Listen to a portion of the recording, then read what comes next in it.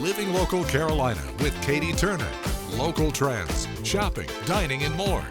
This is Living Local Carolina.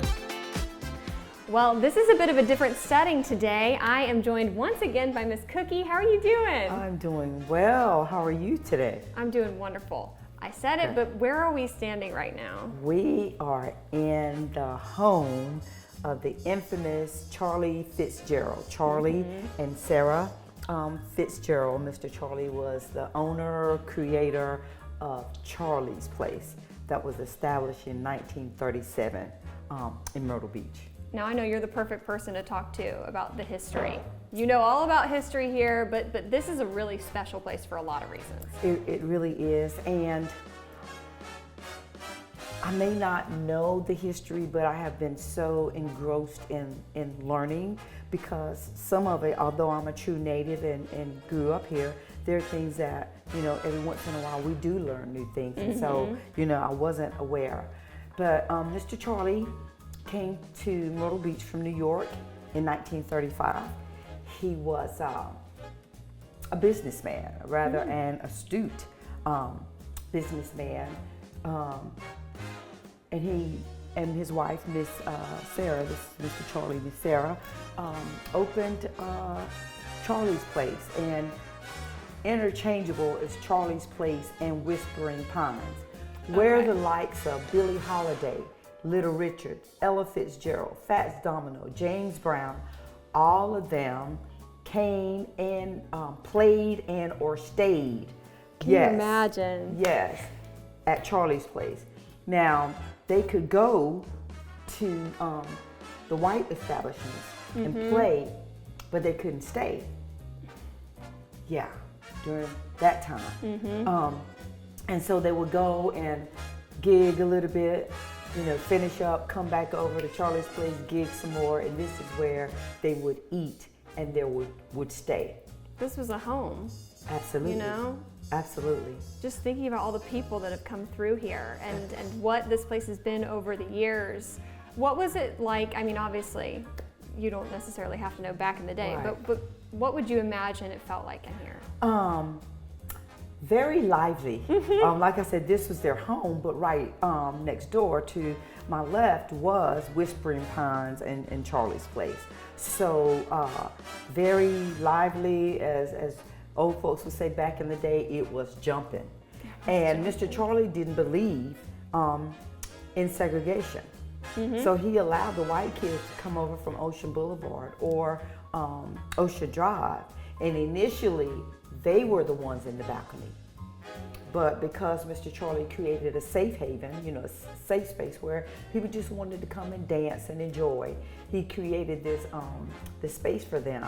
And so they eventually came down, on the floor and just started dancing and enjoying themselves. And he had this very professional wait staff.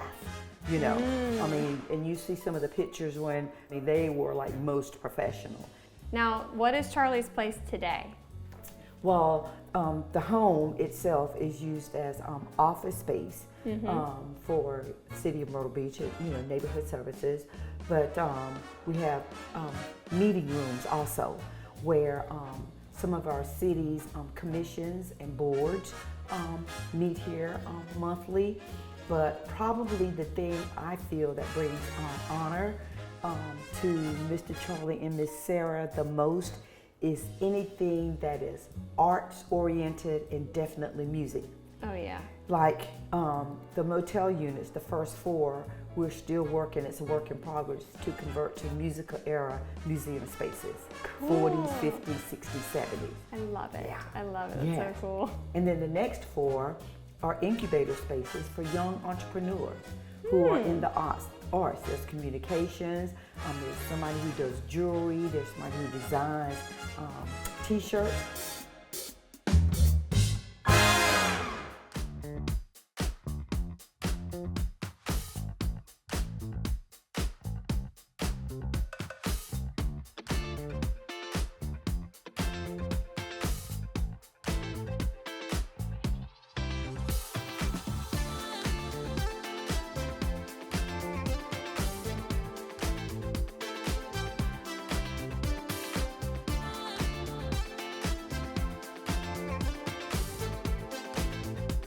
We'll be back right after this break with more Living Local Carolina. The following portion of Living Local Carolina is sponsored by Beach Audiology Hearing and Balance Center.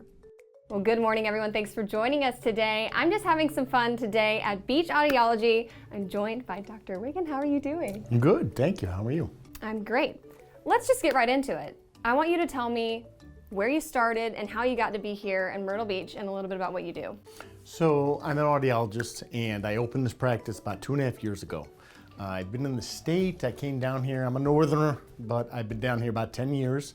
I have my own hearing loss. I was originally in transportation. I was with FedEx for years. And I started losing my hearing in my late teens, early 20s. And it really took me on a journey of trying to see basically what kind of impact I can have to help people that do have a significant hearing loss, that have had this, loss of quality of life due to their hearing loss. So I decided, you know what?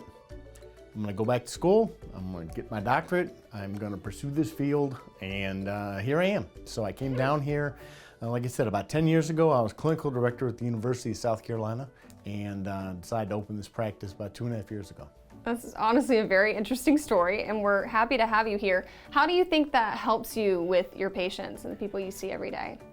It does give a perspective. I never assume to know their path or to walk in their shoes, but it does help to say, look, you're not alone. These are true challenges. You are having issues socially. You are becoming a little reclusive. Your hearing loss is having these effects in your life, and I understand that. I want to help them understand that, and from a personal perspective. I love it. Okay, if somebody's watching right now and they're experiencing some of those life challenges, how can you help and where do they begin? Well, it begins with being diagnosed. Our website, we are at beachaudiology.com. You can schedule an appointment there. You can contact us on the website. We'd love to have that, at least start that conversation with you. Our phone number, 843-438-0283. You can also reach us that way. We just want to have the opportunity to help you start that journey, to help you start looking and finding a solution.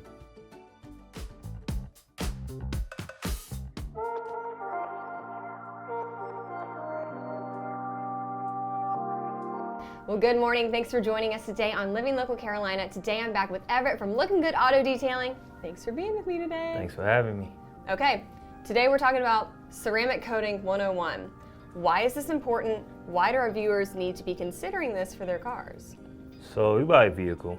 If anybody's been paying attention to the market, the price of vehicles have gone up over the course of the last few years. Yeah. It's always been important to have some form of protection on your paint, whether it be wax, sealant, ceramic. With ceramic, it's just a longer lasting protection. So it protects your vehicle from the harmful UV rays of the sun, bird droppings, etching from bugs. Yeah. If you live closer to the beach, the air is kind of salty.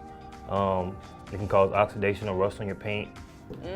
So we all know about that. Right, and even if like when you go to sell a vehicle, the resale value, it maintains that resale value. So, and it looks good. Yeah. So, your car looks like brand new. Right, easy to maintain, the whole shebang. Like I don't know a downside to ceramic. Yeah. So how long does it last once you get it coated? It depends. It depends on a lot of factors. So it depends on the maintenance. Okay. So we have a 2-year coating, a 5-year coating, and a 9-year coating. Oh my gosh. So yeah, it depends on the maintenance. It depends on the upkeep. It really just depends on that client and how well they maintain that vehicle, whether it sits outside or in the garage, daily driver or not. Like it's a lot of different factors that go into how long the ceramic can actually last. The manufacturer guarantees that it's on the vehicle for X amount of years, but depending on how that client maintains it will determine that. The longevity, and you're getting your bang for your buck there. Right. Well, you have a lot of different options at Looking Good Auto Detailing, For sure. where you can kind of pick and choose, and you can walk people through that process too, right? Yeah, it's a lengthy process. So we have you, when you book, we have you book a consultation first. Yeah. So you come in, we'll inspect the vehicle, see what the needs of the vehicle are, and then kind of go from there. We'll give you our suggestions, and then you'll make an informed decision based on the information we gave you. Love it. Okay, how can people get in contact with you and learn a little more? We're at lookinggoodauto.com, or you can give us a call at 803-974-0709.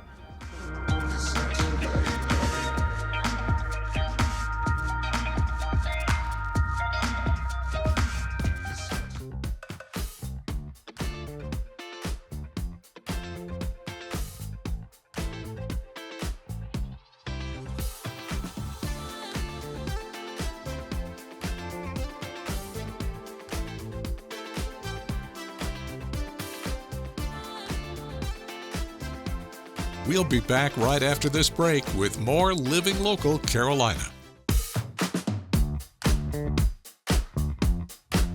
Well, thanks so much for joining us today here on Living Local Carolina. I've got a really special story today. I am joined in studio by Michelle Apple. Michelle, how are you doing? I'm doing fantastic. Thank you for having me. I'm so excited to share your story. Let's go get right into it here. So I'm actually this week, a 5-year breast cancer survivor. Congratulations. And thank you. And for many breast cancer patients, that's a huge milestone. So my journey started when my diagnosis actually got missed. I had a lump under my armpit, and I had to, obviously get a mammogram, standard stuff, and unfortunately they came back and said everything's fine, go on with your life, it's just a lymph node. And my mom got sick with bile duct cancer, I ended up taking care of her, and I got shingles. This ended up growing. I still ignored it because I thought, they did the mammogram, the doctor came back and said everything's fine. So when she had passed, I then got finally checked up and found out that I ended up being stage 3, 23 lymph nodes were cancerous. Full mastectomy, chemo, radiation. And so, the journey is very long, and many of us are still on medication now. So that was a huge part of me starting the foundation, because I wanted people to understand that when you do have a lump, that we do have to push for ultrasound and maybe advocate for ourselves a little bit more that maybe we don't know. So we do provide a mentor program with the Apple Breast Cancer Foundation, so that when a newly diagnosed patient comes through and they call and they need help or support, we mentor them with another patient that has gone through breast cancer. So again, we don't miss things like, you had a lump, you should have pushed for an ultrasound. Did they do a bone density scan in the beginning, or a nuclear bone scan?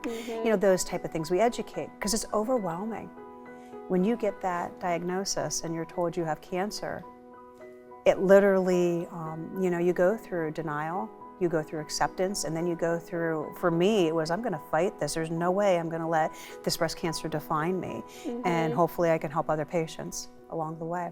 And a big thing to you is nutrition, obviously with what you do. Yeah, so how I'm did a that help you? Oh my gosh, absolutely. So I'm a dietitian by trade. And I tell many patients that it's so important as you go through this journey that you find a way to take care of yourself, because you're putting chemo, which is really literally poison in your body to kill the cancer. So I fought it back with things like fruits, vegetables, juicing, using other counteractive parts, so that I could, go in there and say, my gosh, I feel better by doing more fruits, more vegetables, eating a healthier lifestyle, which I did before, because people would say to me, Michelle, you're a dietitian, you work out, you take care of yourself.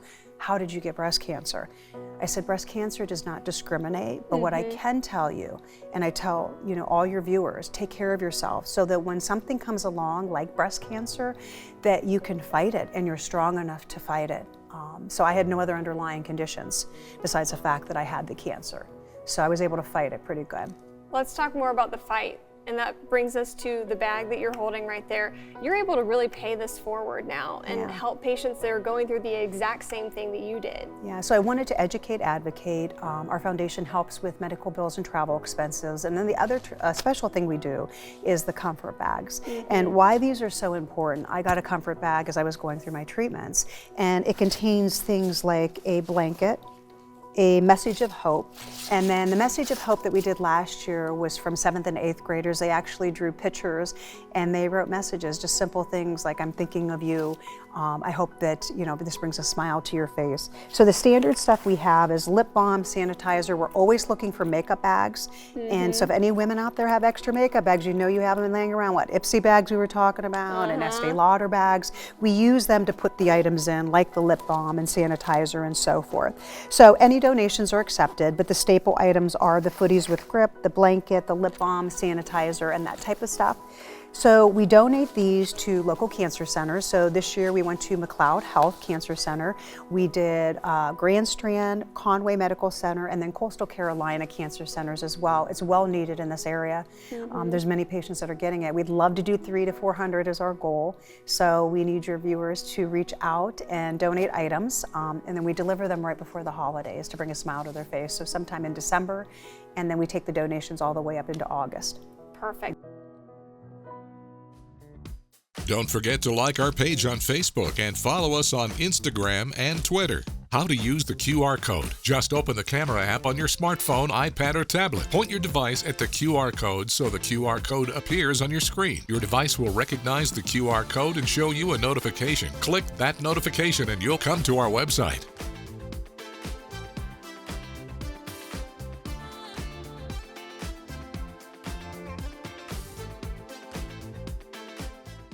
Living Local Carolina, weekday mornings at 9:30 on WBTW News 13.